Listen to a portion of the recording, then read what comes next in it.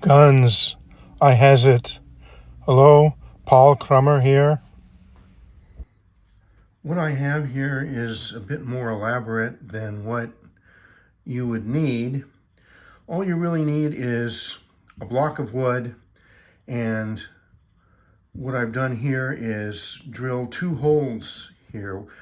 The first hole is 1/2 inch in diameter, and it accommodates the firing pin spring, and it will support it up to here. The second hole is long and narrow. It is 1/4 inch in diameter, and when you insert the bolt firing pin and bolt sleeve into here, the firing pin is not being touched at all. It doesn't touch anything on the bottom, doesn't touch anything on the side. That long, narrow 1/4 inch hole that goes from here down completely enshrouds the firing pin itself, so there's no pressure on it. The shoulder of the firing pin is at the top of that narrow hole, and this larger 1/2 inch diameter hole enshrouds the spring part, but where this larger hole ends, the sleeve or the shoulder of the firing pin catches and lets you press down and compress the spring. So that's the first thing I have, and this is like totally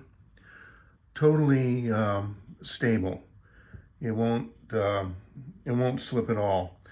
The other thing I want to mention is that when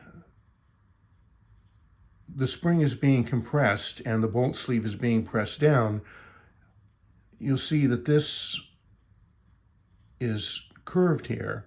And so when this top of the bolt sleeve comes down towards the end of the cocking piece, you rotate the cocking piece. It's easier to rotate the cocking piece and use like a cam type action to get it off. So that's what I have here, this little fixture to support that. And again, use safety glasses. I've sort of decided to you can use leather gloves or your bare hands if you want, but I think it's safer just to have something to protect your hands.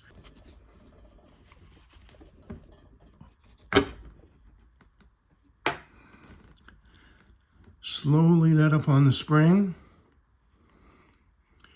very slowly. And there you have it.